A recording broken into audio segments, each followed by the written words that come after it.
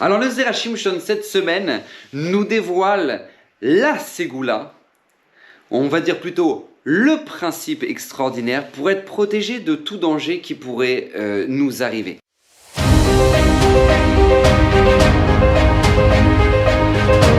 Alors le Zera Shimshon de cette semaine, Bezrat Hashem, est dédié pour l'élévation de l'âme de Mazal Seuda Bat Awisha Alice. Et je vous propose justement d'aborder un sujet extraordinaire et vraiment très important parce qu'on en a tous besoin. Et c'est une ségoula qu'on est obligé de profiter parce que c'est une ségoula de la Torah. Bah, au Hachem, pour le coup, c'est les meilleures ségoulottes parce que c'est pas des ségoulottes qu'on ne sait pas trop d'où elles sortent, mais c'est des ségoulottes que, bah, au Hachem, là, c'est tamponné, c'est direct, c'est le bon Dieu qui nous l'a donné, Odul Hashem Kitov.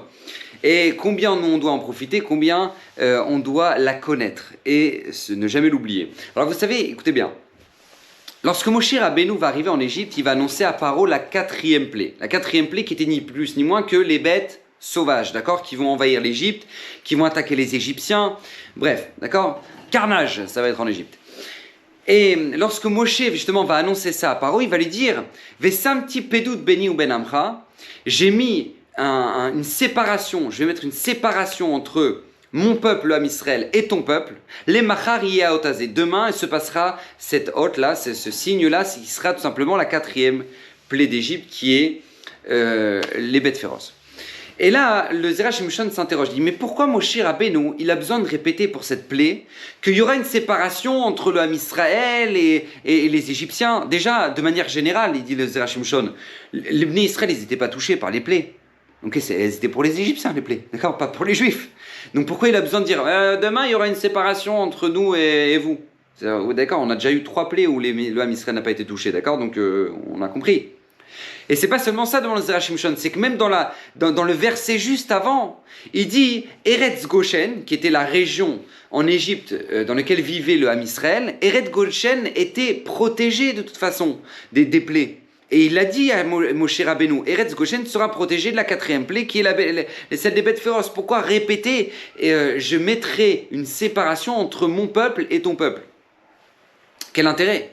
Et là, écoutez bien ce que nous dit le Zera Shimshon, au nom du Midrash, quelque chose de terrible. Il nous dit qu'en fait, en réalité, le Ham Israël aurait dû être touché par cette plaie-là, des bêtes féroces. Le Ham Israël aurait dû être touché. Pourquoi? Alors écoutez, c'est une règle très importante à connaître, d'accord? Je sais que c'est un sujet un petit peu délicat et que les gens n'aiment pas trop aborder ce type de sujet, mais on est obligé, d'accord? C'est de la Torah, on est obligé de le savoir, on est obligé d'en être conscient. La Torah nous donne 4 condamnations à mort, d'accord? 4 condamnations à mort. La première, c'est skila, c'est la lapidation. La deuxième, c'est srefa, être brûlé. La 3e, c'est tout simplement l'étranglement. Et la 4e, c'est la lapidation.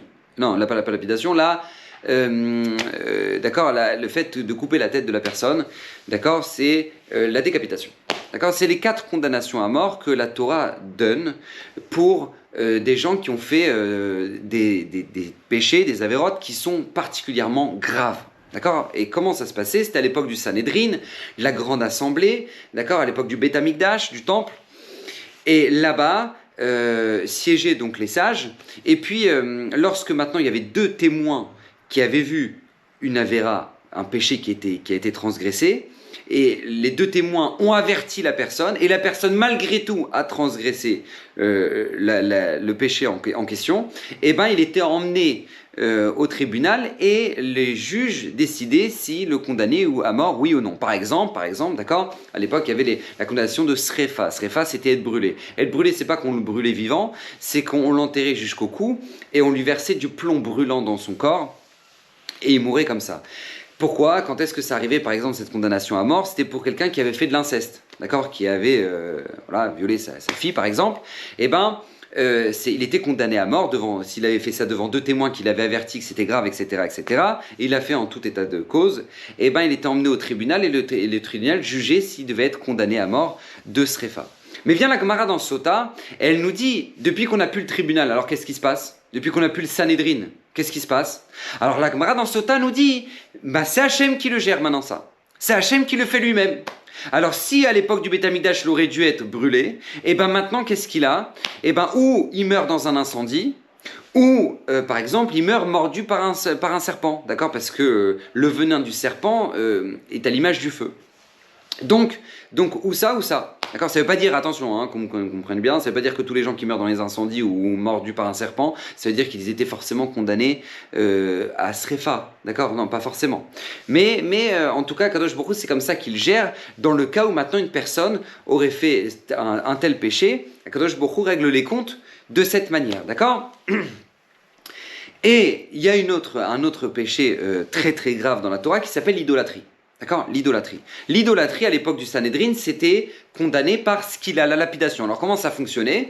On poussait la personne du dos, enfin sur le dos plutôt, du haut d'une falaise, il tombait sur le dos, et on lui mettait une grosse pierre au niveau de son cœur pour que cette personne meurt, tout simplement. Et à travers ça, encore une fois, j'explique bien le principe pour que vous compreniez bien, cette personne-là payer son péché ici dans ce monde pour nettoyer son âme pour le monde futur. D'accord? C'est ça tout le principe des condamnations à mort.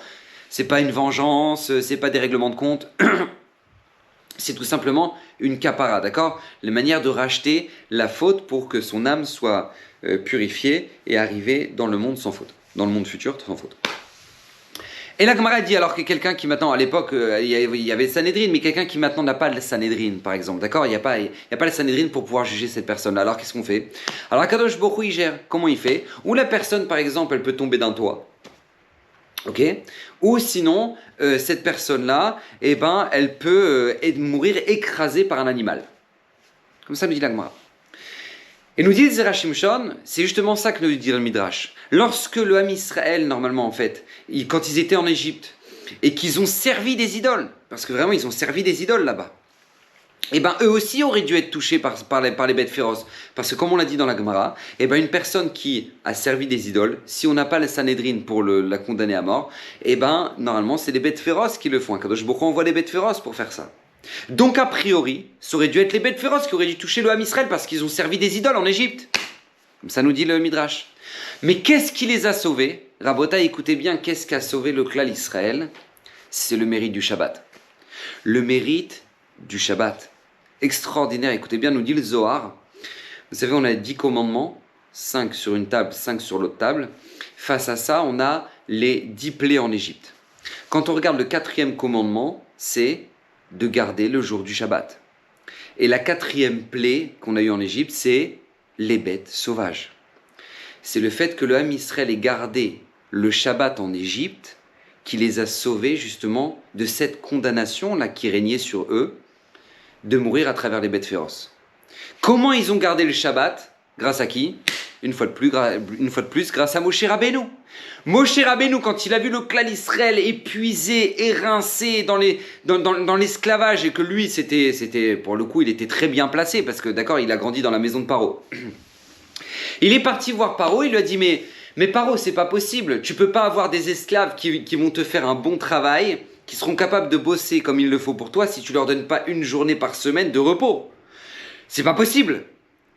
Alors Paro, il a dit, t'as raison, c'est vrai. Eh ben on va faire le Shabbat, on va garder le Shabbat, voilà. Enfin lui il disait pas comme ça Paro, mais on va dire d'accord, on va poser une semaine. Et Moshe Rabbeinu a imposé ce jour-là de repos qui était le jour du Shabbat. Grâce à ce fameux jour de pause que va demander Moshe, le Ham Israël va pouvoir garder le Shabbat. C'est pour ça que on dit dans la Mida du Shabbat matin, Ismach Moshe bematanat chelko. Il se réjouit Moshe dans le cadeau qu'il a reçu. C'est quoi le cadeau qu'il a reçu? C'est tout simplement le Shabbat. Parce que c'est grâce au fait qu'il ait négocié cette chose-là avec Paro que Baruch Hashem, il a mérité de pouvoir donner le Shabbat à tout le clan d'Israël. Donc en fait, en réalité, comme ça nous dit le Zera Shimshon, le Ham Israël aurait dû normalement, dans le principe, ils auraient dû partir, ou ils auraient dû mourir par les bêtes féroces, par la plaie des bêtes féroces, dû à l'idolâtrie qu'ils ont fait en Égypte, mais du fait qu'ils gardaient le Shabbat. Ça les a protégés. Pourquoi? Parce que la Gemara nous dit dans le Shabbat, écoutez bien, la Gemara dans le Shabbat nous dit même une personne qui fait de l'idolâtrie, comme à l'époque de la génération de Enoch, qui était le petit-fils de Adam Arishon, où ils étaient très très idolâtres, eh ben on lui pardonne sa faute. Le mérite du Shabbat le protège. Comme on le dit, qui est Shemera Shabbat, Kel Ishmereni. Celui qui maintenant garde le Shabbat, Akadosh Baruch Hu lui-même le garde. Et je finirai justement le Zera Shimshon avec cette petite histoire incroyable, cette grande histoire incroyable qui s'est passée à New York. Il y a deux juifs, Yitzhak et Yaakov Farhi, qui étaient deux bijoutiers américains new-yorkais à Brooklyn. Et Shomrei Shabbat, bien évidemment, ils gardaient le Shabbat, ils fermaient leur boutique le Shabbat, et je sais pas moi, une demi-heure avant Shabbat, ils reçoivent dans leur téléphone, ils voient dans leur téléphone, alerte, alerte, alerte, la boutique a été forcée. Maintenant, au moment où ça arrivait, ils entendent ils voient sur l'alerte du magasin que maintenant il y a eu un vol qui a été réalisé. Ils sont en train de se dire, mais attends, on a des pièces qui sont absolument extraordinaires dans le coffre. On est assuré sur tout ce qui est en vitrine, mais tout ce qui est dans le coffre, on n'est pas assuré. On n'est pas assuré, il y a énormément d'argent dedans, énormément de diamants, etc. Et on n'est pas assuré là-dessus. Et là, qu'est-ce qui se passe ? L'un des deux frères, Yitzhak ou Yaakov, appelle l'autre. Il lui dit, comment on fait ? C'est pas possible, regarde, on a une alarme, le magasin il a été attaqué. Et là, le frère dit, on peut pas, c'est Shabbat. Shabbat rentre dans quelques minutes, on peut pas. Oui, mais on sait jamais, tu sais, viens, on va là-bas, et puis on garde la voiture devant, et on revient à pied, etc. Son frère lui dit, c'est Shabbat. C'est Shabbat, Shabbat, on n'en parle pas. Shabbat, on fait comme si de rien n'était. On verra de ça, Motsé Shabbat, on peut pas. Et durant tout le Shabbat, le téléphone sonne comme ça, alerte, alerte, alerte, sur de l'alarme du magasin.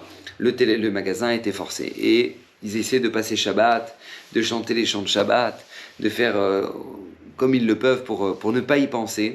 Motsé Shabbat, ils prennent leur voiture, ils arrivent au magasin, ils appellent la police new-yorkaise, et le détective arrive sur place. Et le détective leur demande, mais depuis quand il y a eu ce braquage, depuis quand vous êtes au courant ? Elle dit, depuis hier. Alors le détective dit, attends, j'ai pas compris. Ça vous prend plus de 24 heures, vous, pour vous réveiller, pour votre bijouterie qui a été volée ? C'est normal chez vous ? C'est une journée entière Alors il explique, en fait c'est Shabbat, donc on n'a pas pu venir Shabbat. Donc c'est pour ça qu'on vous prévient seulement maintenant. Le détective rentre dans la chambre du coffre. Le coffre n'a pas été touché, il n'a pas été ouvert, Bichlal. Et le détective ouvre le faux plafond au-dessus et il voit des armes. Et là, il dit aux frères, c'est quoi ces armes-là ? Alors les frères, ils disent, nous, on ne sait rien, c'est pas nous. En tout cas, c'est pas à nous, ça ne nous appartient pas. Et là, écoutez bien ce que leur dit le détective de la police. Il leur dit, sachez que votre Dieu vous aime. Parce qu'il y a un gang qui attaque les bijouteries. Et en fait, qu'est-ce qu'ils font pour ouvrir le coffre, sachant qu'ils sont dans l'incapacité de pouvoir ouvrir le coffre. Il faut le propriétaire pour ça. Donc ils créent un court-circuit dans le magasin qui déclenche votre alarme. Ils se cachent dans le faux plafond, dans la tuyauterie, en attendant que le propriétaire arrive. Le propriétaire, premier réflexe qu'il a, c'est il ouvre le coffre pour regarder si maintenant tout est bien. Il lui tire une balle, il meurt. Et eux, ils se servent dans le coffre. Mais comme hier soir, vous n'êtes pas venu parce que vous gardez Shabbat, votre coffre a été protégé et vous avez eu la vie sauvée. Qui est Shmera Shabbat Kel Ishmereni. Nous dit le Zera Shimshon, le mérite du Shabbat nous a sauvés en Égypte. Le mérite du Shabbat nous sauve dans chaque génération.